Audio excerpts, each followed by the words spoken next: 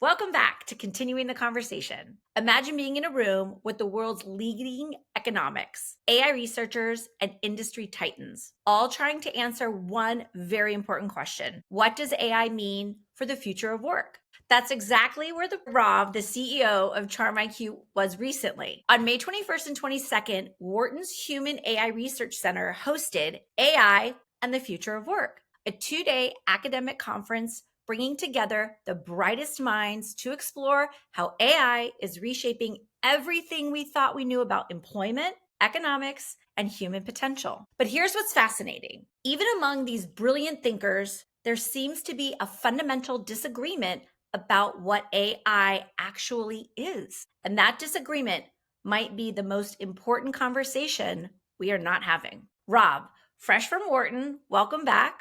With 2 full days of presentations, discussions from the world's leading thinkers, I'm curious, what was the first thing that really made you sit up and think, wait a minute, they're looking at this all wrong? What caught your attention? Give us the tea. Thank you, Shalene. Yeah, it was a really nice conference. I'm always a bit dubious, I'll admit, with these things because there's so much information you can get online, especially in an industry that's moving as fast as this one is. Like what could possibly be said in a conference that you just can't read online? So I was dubious, but I really enjoyed myself. It was great to get together in a room with people. My biggest takeaway from this conference was how people think about AI. I had some really exciting and interesting presentations from, as you mentioned, economists, AI researchers across all sorts of business schools across the country. What I thought they did really well is they started off with David Byrne from the Fed. And I thought that was really interesting to say, like, well, how does the Fed think about what AI is? Like, we have their job is to make sure the economy does what it needs to do. So, how did they think about it? And he actually gave a really, from an academic standpoint, it really teased and tickled that side of my brain. He worked through, just again, the way that they think about what is all this going to do and how do they compare it. And I'll talk about it probably a little bit later as we get into other questions. But again, getting back to my, like, how do I think about it? What was interesting is they were just comparing this with other inventions. And what's really interesting about that is while this is an invention,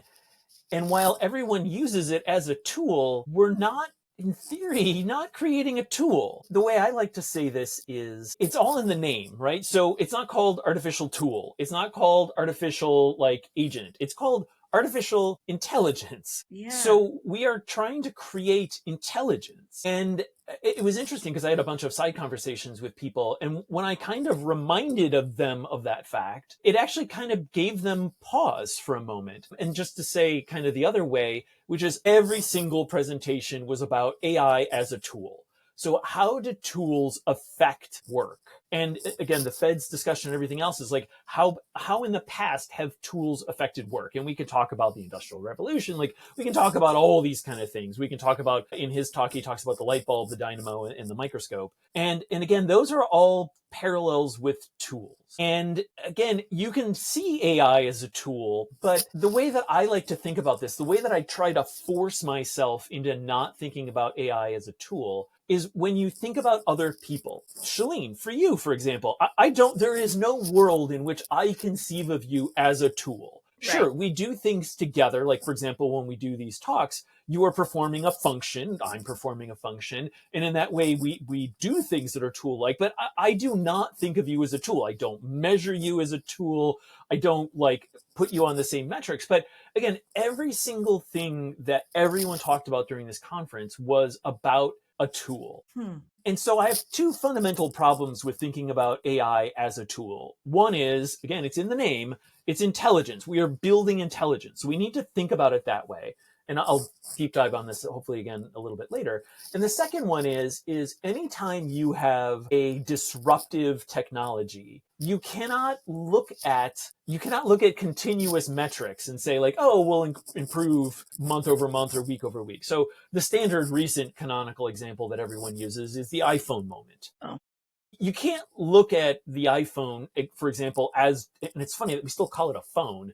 Like, when's the last time you've made a phone call on your phone? And it's funny, before this morning, when I was doing some, making sure my brain was in the right place, I was actually looking at some statistics and to see, like, have phone calls decreased with time ever since the iPhone was released? And the obvious answer is, yeah, of course, because you don't use your phone as a phone anymore. You may use FaceTime, you may use messaging, you may use like all of these other facilities that you have, Skype, this mode that we're using now, and so forth. So again, what's interesting is that even though we still call this thing a phone, it's not a phone. In fact, probably the thing you do the least on your iPhone is use it as a phone, or whether you use an Android or whatever else you're using, but your mobile device is not a phone. So again, what I bring this up is, if you were to try to measure phone, like, does the release of the iPhone do good things for phone calls, right? Because again, if you just look at an iPhone as a phone, it Right. actually did terrible things for phone calls. But when you look at all of the other possible things that it did in terms of like immediate access to information, how it's changed the way we communicate, like all these things. So again, like taking in my head the way that the Fed was looking at, again, inventions like the light bulb and so forth, and like what are its effects. And again, you take an invention like the iPhone and you look at its effect, it's really hard to like map a formula across that and say, yeah, it will be 20% more efficient. In Right. the same way that you look at iPhones and you go, well, when they were just released, like, are we going to have more phone calls now? Because we'll all have this phone in our pocket. And again, the short answer is no. So again, like net on this whole thing is like, we're fundamentally looking at all this. Yeah, that's so fascinating, to drawing that parallel to when the iPhone launched. Like, people call it a better phone, but they completely miss the point. Maybe it did increase or improve communication because there was other tools accessible instead of just like a phone off the wall or on your desk, right? So that is so interesting. I love that parallel. It's fascinating. And I love the parallel from the name of this technology, right? Artificial intelligence, not artificial tools. So if AI isn't a tool, what is it? Help us understand the core distinction between tool and intelligence, and how do we kind of bring that together? Yeah, it's a great question because, as I said before, when we have a thing like a phone, we think of it like a tool, right? But it's interesting because even something like your iPhone is you brought it up, which is like, how did it change conversation? So you can't look at it in terms of its KPIs, its key performance indicators, and be like, did it make phone calls go up or down, right? Like, did it fundamentally change the way we do things? And AI is going to have that effect. It's already done that effect. If you just simply look on the impact on like Google searches, right? So how many people just use, ChatGPT as a Google search engine, which it Yes. isn't, by the way. Right. And it's so interesting, again, just looking at those metrics. And then, so the second thing is, as I mentioned before, is like, look at people. Like, how do you think about people? So the way that I think about this is, if we truly hit what we think we're going to hit, is we've already passed the Turing test, right? Which is, Yes. you reading a conversation from a machine or whatever, is it indistinguishable from a human? And what's going to be interesting as we get closer and closer to this moment that we're all kind of moving towards is, if the machine is behind the screen, can it materialize itself in all the forms, audio, video, visuals, etc., conversation, such that it is indistinguishable from a person? Mm. Really think about that for a moment, because right now it's embodied in these kind of interesting ways. Like, if you look at ChatGPT, it's embedded as a chat, right? And sure, maybe if you put it in your regular messaging application, you could mistake it for another person. But again, think of a few steps forward, and we see this with like VO3 and some of the image and movie generators, which is, you're starting to see things that have blown past the uncanny valley. We're generating images and videos and audio that is indistinguishable from a human.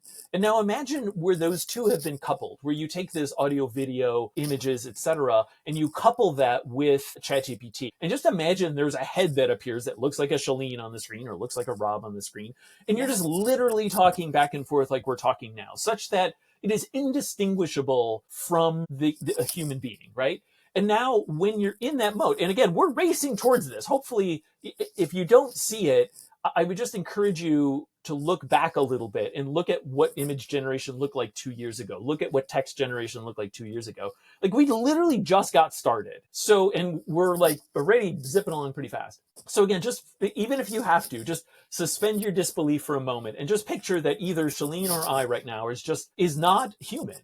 And so do you think of that as a tool, right? Like, again, the fact that Shalene and I get together and do these talks, again, you can think of that function tool like, but again, if you now had the ability to just bring up virtual Shalene in any moment and engage with her in any way that you needed to and could have discussions about anything you needed to have or put forth ideas or engage in a relationship that existed over time and was persistent. Like, what does that mean? Like, again, that intelligence is different. And again, and it's really hard to disassociate it. So let me roll all that back for a moment and just say we're rapidly running towards a time where the machine is going to be indistinguishable from a person. And so what does that mean? Like, again, we don't think of people like tools. They can perform tool-like roles. So again, you have to think about the intelligence. And let me throw one more thing in the mix here that I like to throw in is most everything we've dealt with in our lives is subject to a scarcity metric, which I use the light bulb analogy, right? So Thomas Edison invented a light bulb and it took dozens of years before it was widespread, right? Not only do you have to perfect it, you have to literally build the factory to do it. You have to mine the resources and put them in the factory. You have to train the workers. You have to install the thing and put the dynamos in place and get the energy and the wires. And like that takes time. Yeah. Whereas intelligence is not like that. No. You can turn intelligence on or off. Yes. If I were to say, if I can open 5 tab windows with 5 chat GPTs or 5 charms, and I can have 5 separate discussions, which is all bringing back knowledge at the same time. Sure, I may be paying extra pennies for that, but if I wanted another 100, I can just do that. And that's the thing to think about and the thing that I fundamentally had a problem with all of the discussions that were being had at the Wharton conference was even if we look at this thing like a tool, it is unlike a previous tool in that all the previous tools needed a person to kind of like run the tool. But now we're talking about the thing being the thing that runs the tool. So, again, if I need to hire new people in my organization, I have to put out a job listing. I have to go hire them. I have to bring them on. I have to train them. Imagine I do that once with some AI, and now I just replicate that thing as many times as I need it. If I need to turn it up, I need to turn it down. I can just do that. I'm literally paying for intelligence by like the dollar, so to speak. And that's fundamentally not a thing we've ever had in all of humanity. You could never go. So sure, maybe you can think of like when you go to a university and hire an academic or if you go to a consulting company and you hire them to do those things. But again, that still is surrounded by a scarcity metric, which is the reason you pay more for consultants is there's a finite number of them, and like their skill, which took time to build, has value. Again, imagine a world in which like I just turn on 1,000 KPMG or whoever your favorite consulting company is facilitators and just help me everywhere in my organization. Like that is fundamentally different in the same way that the iPhone was a phone, but like it did all these other things. So again, like we're going to get intelligence. Like what does that mean? What does that bring with it? Right. I think that's the most important conversation that is being missed, right? Just seeing this as another tool. I often talk to companies, CEOs, executive teams like, well, where should we implement this tool? Where should we implement this technology? No one's really thinking about intelligence. And they know it's smart, right? They know it's smart. I think the people that are getting it right, to be honest with you, and this just came to my mind, is students. Right? My 9th grader and my 6th grader, soon to be 7th, soon to be 10th. They don't see this as a tool. They see it as intelligence. They see it like they don't even know what Cliff Notes are, but like for me, Cliff Notes on steroids, right? Like, whoa, super powered intelligence to help them get to an end state or a better state, stronger, faster, better than they ever could have before.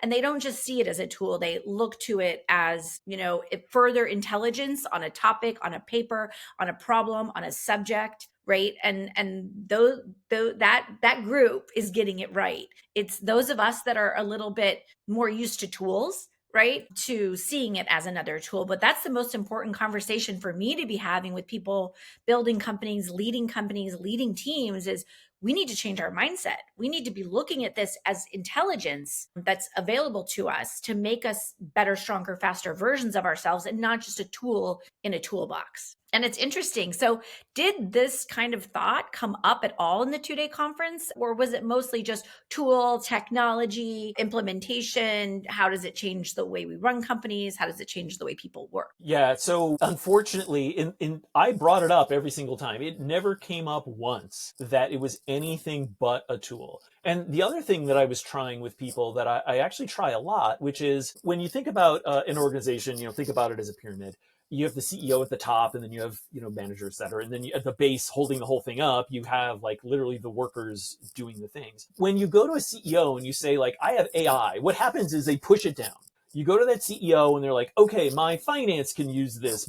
I can improve my data entry via this way. I can do this. Like they see it that way. But what's so crazy is, getting a 10% boost on your workers thing is one thing. Mhm. But taking a CEO and giving them superpowers so that as they're working through the next deal, the next merger, the next pivot, the next whatever they're working on, giving them a suite of consultants, so to speak, sitting around them that have intelligence, that have those Yes. inputs. So I always say that the CEO is like the loneliest job, right? There's not that many CEOs. Everyone's always busy. You have like your specificness of your organization. So it's unless you have other CEO friends that you get together with, it's really hard. Like again, you're within your own bubble. You have to worry about competitiveness that you have to like kind of protect, and you don't really have people to talk to. But what's amazing, and again, economically, if you think about it, the most valuable person in your organization to be using AI not as a tool, but as a source of intelligence is the CEO, particularly the entire C-suite. And again, when I brought this up to at the conference, everyone was like, "You're right." It just no one thinks of it this way. Everyone thinks it's just a tool because that's how you see it. You see a chat GPT, you see an image generator, you see an agentic framework or whatever. And you're just like, okay, tools, I do stuff. It's like, but think about it again, think about it like consultants. Think about it in a way in which, like, can your organization, if who's a big Deloitte, if Deloitte was giving like a freebie, a 30-day free sale, now Yeah. imagine like what that would do to your organization just to have those people come in, look at it, take their experience and apply it to your organization. Like CEOs would love that. But that's what's available today. Like It you is. have that Yeah, and it no is. one's using it that way. So it's bizarre. I sit there in this weird, my head is like over here and I'm like, just why is no one saying this? And I was watching a thing on YouTube the other day where it's like MIT Nobel prize winning economist says, like AI will only have a 2% increase in whatever over the next 10 years. And I'm just like, what? And then like he starts talking about tools and like the penetration of these tools in the workplace, and it's just like, you've got to be kidding me. It's just like, this is literally a function of training. Like again, like Yes. imagine you just simply put up an ad that says, imagine, again, pick your favorite consulting company, 30 days free, right? Yeah. Like, and then just see in the corner like charm, right? Yeah. Like that's what it is. Yes. It is. It is. And it's so fundamentally different conceptually to how to think. And I would just say again, that's to the audience, start thinking, as Shalene said, start thinking like the kids do, which is they don't know what it is yet, and they don't know how tools being in their life, so that they're not prejudiced towards that, and they're not prejudiced. They just see it as a source of intelligence, like another adult, a place to go and get ideas and learn things and all this other stuff. And And I give think, feedback, right? And give yeah, feedback and, copy and paste their paper and do it and say, what do you think? Here's the assignment. Here's my draft. And it's unbelievable. I have a girlfriend who her kids are so smart. They're all AP English. They're the smartest kids on the planet. And there's a 1,000 page essay. And I get copy and pasted into the CharmIQ and see what it says. And she's like, well, I'm sure it's fine. And she did. And it came back and she was like, oh my God, Shalene, I missed like 10 really important points. And it gave me some really important things to think about. I'm going to change the nuances of a few of these paragraphs. It's along my thought pattern, but it just elevated it. Right. And she goes, I feel like this is different than ChatGPT. And I said, well, it sort of is. It's the machine behind the program, right? Behind the platform, but you can get different perspectives. Right. So I love what you said for the CEOs that are listening, or if you have a CEO in your life or you report to a CEO or you work for a company that has a CEO, this is an important message. And this is an important conversation to have from a training perspective and from a conversation perspective. And those are the conversations I love to have, that you and I both love to have with companies, because it's simply like saying, like, what if Deloitte gave you 10 of their top consultants in these specialized areas at your fingertips for the next 30 days. It's that conversation, it's that initial introduction, and it's completely customized to your company, your problems, your goals, your solutions, and your customers. So, this thought process that we do need to change, is tool to intelligence. Don't think about it like an iPhone. Don't think about it like a typewriter. Don't think about it as a light bulb. Right. So, what really started as a conference of the future of work has revealed something much deeper, a fundamental misunderstanding of what's actually being built or already here at our fingertips. And if the Federal Reserve and other brilliant minds are thinking about it just as another tool, we're definitely missing an opportunity. So for those of you that are listening and watching, you're so lucky. You can actually start to change your mindset and the mindsets around you from seeing what this technology really is beyond a tool, pure intelligence that's been trained and ready to help. So that's my biggest takeaway. Rob, anything to add before we sign off today? I love this conversation. I think we can definitely continue it with our viewers and listeners' help, because this is a big one. This is one I think we'll be talking about a lot and we'll probably be coming back to. I would say stay engaged and stay excited. There's a lot of interesting things going on here. Keep the conversation going. Yeah, keep the conversation going. And if you're interested or want to ask questions or need more deeper information on how